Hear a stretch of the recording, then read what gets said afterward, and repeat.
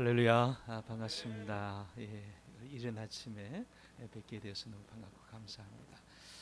아, 오늘 이 말씀 우리가 너무 잘 알고 계신 말씀인데요. 이 말씀을 통해서 오늘을 살아가는 우리들 어떻게 살아야 될까 잠시 함께 또 묵상하고 이 하루를 시작했으면 좋겠습니다. 이런 글이 있습니다. 소에게 무엇을 먹일까 하는 토론으로 세월을 보내다가 소를 굶겨 죽였습니다. 백의 이론보다 천의 웅변보다 만의 회의보다 풀 한 짐 베어다가 쇠죽 쑤어진 사람이 누구입니까? 그 사람이 일꾼입니다. 도산 안창호 선생님의 글입니다. 여러분, 참 어려운 시대에 저와 여러분이 살고 있습니다. 이 시대를 우리가 어떻게 살아야 할까요? 시편 121편의 부제는 성전으로 올라가는 노래라고 되어 있습니다. 성전으로 올라가는 노래, 처음 시작이 그렇게 되어 있는데요. 내가 산을 향하여 눈을 들리라. 내가 산을 향하여 눈을 들리라. 여기서 이제 산이라고 하는 것은 성경에서 산이라고 하는 표현이 나오는데, 이 표현은 하나님이 계신 곳, 하나님이 임재하신 곳이라고 하는 그런 이제 의미이죠. 그러니까 그 산을 향해서 눈을 든다는 것은 곧 하나님을 향하여 주목한다라고 하는 그런 의미일 것입니다. 왜 그러면 시인이 이렇게 하나님을 향해서 눈을 들어야 했을까? 이어서 나오는 내용이 이렇습니다. 나의 도움이 어디서 올까? 도움이 절실했다는 그런 뜻일 겁니다. 아마도 이 시인이 처한 상황이 그렇게 녹록지 않은, 녹록한 정도가 아니라 정말 어려워서 어디서 어떻게 도움을 구해야 될까 찾던 중에 산을 향해서 고개를 들어야 되겠다라고 하는 이제 그런 심정으로 이 노래를 하는 것입니다. 내가 산을 향하여 눈을 들리라. 나의 도움이 어디서 올까? 헤어나오지 못할 그런 웅덩이일 수도 있고, 또 구덩이일 수도 있고, 수렁일 수도 있고, 또 인생에 정말 진퇴양난과 같은 답답함일 수도 있고, 막막해서 길이 막혀서 정말 어두워서 갈 길을 찾지 못하는 그런 환경일 수도 있을 것입니다. 그런 가운데 오늘 시인이 이렇게 노래하는 거죠. 내가 산을 향하여 눈을 들리라. 그러므로 이 시는 소망의 노래라고 그렇게 말할 수 있을 것 같습니다. 소망의 노래이자 또한 소망의 기도일 것입니다. 시인은 간절히 소망하고 있습니다. 나의 도움, 그만큼 곤란하고 고통스러운 인생의 순간에 놓여 있는 가운데서 나의 도움이 어디서 올까? 나의 소망이 어디에 있을까라고 하는 거죠. 그런 차원에서 3절부터 8절까지는 그런 소망을 마음에 담고 있는 그런 표현이 되겠습니다. 나는 지금 나를 지켜줄 분이 필요합니다. 나로 하여금 이글거리는 태양 아래서 타 죽지 않도록 보호해 주실 분이 필요합니다. 시원한 그늘이 되어 주실 분이 필요합니다. 인생의 어떤 그런 낮의 해, 밤의 달처럼 여러 가지 위험 속에서, 환난 속에서, 또 위협 속에서 나를 보호해 주실 분이 필요합니다. 지친 육신으로 그렇게 쓰러져가는 이 육신을 세워주실 분뿐만 아니라 내 영혼이 시들어져가는 내 영혼을 지켜주실 그분이 참으로 필요합니다. 그런 소망을 안고 오늘 이 노래를 하고 있다라고 하는 것입니다. 여러분, 우리도 인생을 살다가 보면 그런 때를 만날 때가 있습니다. 환난을 당할 때 우리가 어디에다가 소망을 두어야 할지 알지 못한 그런 때가 있습니다. 그 어디에 우리의 마음을 두고 그 어디에 우리의 시선을 두어야 될까? 그 어디에서 우리는 도움을 구해야 될까? 오늘 시인의 이 같은 노래와 기도가 저와 여러분에게 도전이 될 수 있기를 바라고 하나의 해결의 실마리가 될 수 있기를 바랍니다. 여러분, 오직 하나님께만 소망을 두는 저와 여러분 될 수 있기를 바랍니다. 하나님께만 소망이 있습니다. 하나님께만 해결이 있습니다. 하나님을 향해서 고개를 드는 저와 여러분이 되시기를 바랍니다. 세상은요, 우리의 시선을 빼앗아갑니다. 엉뚱한 곳에서 우리를 유혹합니다. 그래서 산만해지는 거죠. 마음을 빼앗겨 버립니다. 그런데 오늘 시인의 이 말씀이 오늘을 살아가는 우리, 하루를 시작하기 전에 다시 한번 우리에게 도전이 되어지기를 바랍니다. 내가 오늘 하루를 살아갈 때 나의 시선을 뺏어가는 곳이 많다 할지라도 그곳에 내 마음을 두지 않으리라. 오직 나의 시선은 주님께만 고정하리라. 믿음의 결단이 있는 귀한 아침 되시기를 축복합니다. 하늘이 무너져도 솟아날 구멍이 있고 사방이 막혀도 하늘은 뚫려 있다는 말씀을 우리가 기억한다면 우리의 소망은 오직 주님 하나님께만 있다는 얘기입니다. 이 시가 그렇게 소망으로 부른 노래라고 한다면 또 다른 차원에서는 이 시는 믿음으로 부르는 노래라고도 할 수 있겠습니다. 시인이 산을 향해서 눈을 든 까닭이 거기에 바로 답이 있다라고 하는 믿음이 있기 때문에 그렇게 고개를 들지 않았겠습니까? 나의 답이, 내 인생의 답은 오직 거기에만 있다라고 하는, 나의 인생의 해결책은 오직 하나님께만 있다라고 하는 그런 소원이 그 시인 가운데 있었다라고 하는 말씀입니다. 하나님은 분명 나를 실족하지 않게 하신다. 나를 지키시되 졸지도 아니하시고 주무시지도 아니하신 채 깨어서 지키신다. 그렇게 하나님께서 나를 지키시는 동안에는 그 어떤 위험에서, 그 어떤 위협으로부터도 나는 보호받을 수 있다. 그 누구도 나를 해칠 수 없다. 육신은 물론이고 내 영혼까지도 지키시는 분이 바로 하나님이시다. 지금만이 아니라 영원까지, 한순간만 아니라 지속적으로 나와 함께 하셔서 나를 보호하시는 분이 하나님이시다라고 하는 그 믿음이 이 시인으로 하여금 그렇게 노래하게 했고 기도하게 했다라는 말씀입니다. 여러분, 우리에게도 이 같은 믿음이 있어야 할 것입니다.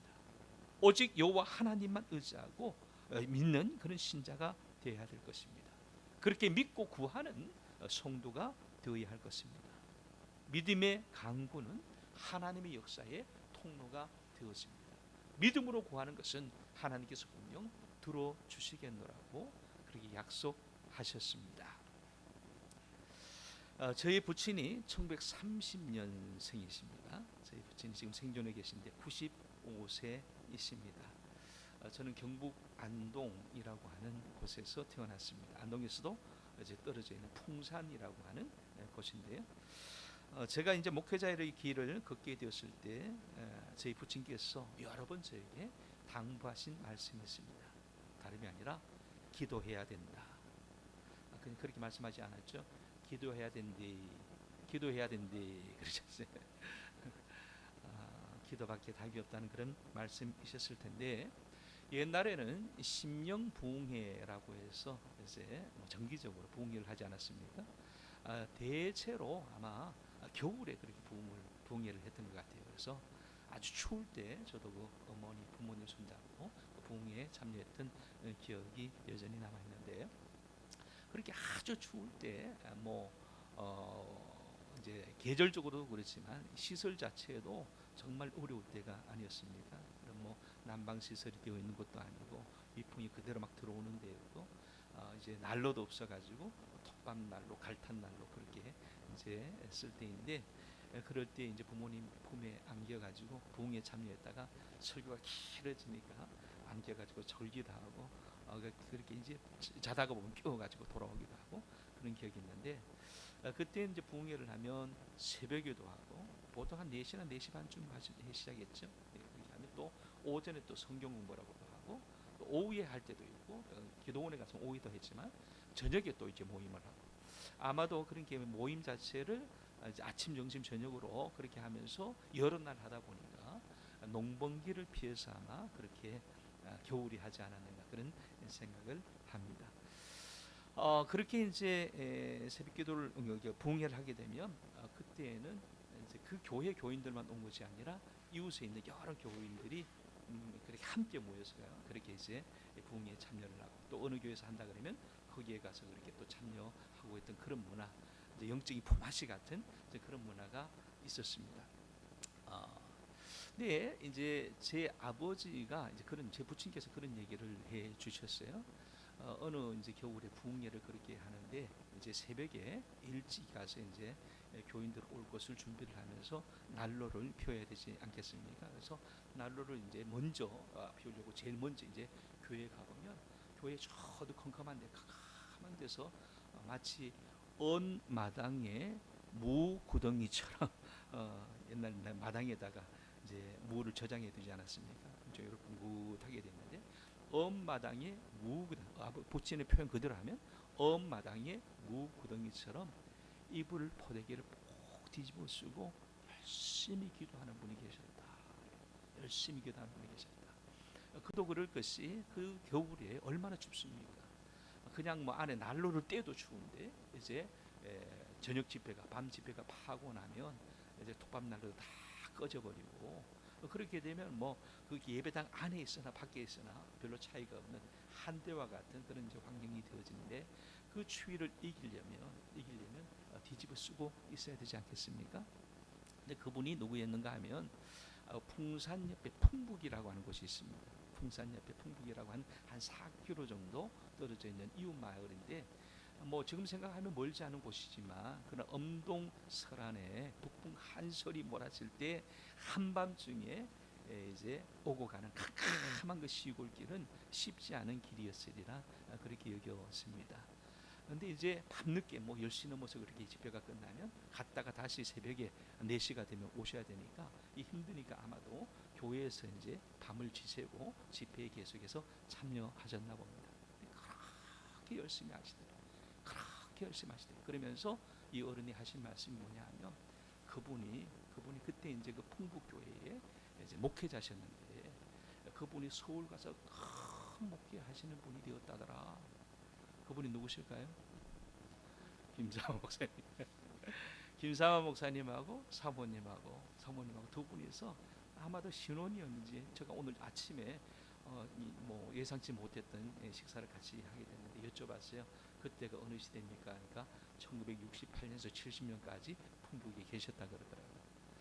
여러분 이 어른이 목회를 이렇게 하시는 거 그냥 된 것이 아니라 그런 내공이 젊어서부터 어려서부터 쌓이고 쌓여서 오늘에 이르게 되었다는 생각을 저는 개인적으로 해봤습니다.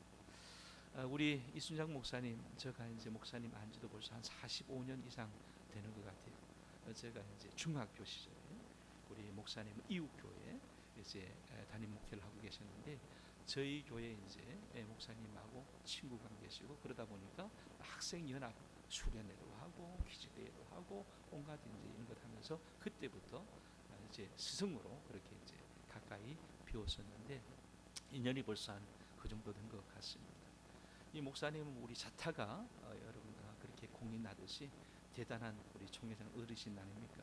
그래서 아마 총회장님 때보다가 총회장 이후로가 더 바빠지실 것 같은 뭐 시간을 분단위로 쪼개서 사시는 어른인데 여러분들은 우리 이순장 목사님을 어떻게 보실지 모르지만 저는 좀 남들보다는 좀 가까이 있었던 차원에서 이제 목사님을 보게 될 때에 제가 목사님을 끝까지 오랜 세월 동안 꼭 붙들고 옆에서 따라가고 싶었던 까닭이 이 목사님이 남다른 것, 남들이 보지 못하는 면이 저는 개인적으로 있다고 여겨집니다. 가까운 사람들이 항상 주시는 말씀이 있습니다. 첫 번째가 보혈이고 두 번째가 기도다. 목회는 첫 번째가 보혈이고 두 번째가 기도다. 가까운 사람은 항상 강조하시죠. 그렇게 바쁜 정치 일선에서 교회 정치 1번 아니십니까? 그런데도 이 정치한 남들이 보면 정치로만 보실 줄 모르지만 저와 같이 가까이 있던 사람에게는 목사님의 그런 면이 저는 좋아서 그걸 따릅니다. 목사님이 이제 성악과 출신인데요.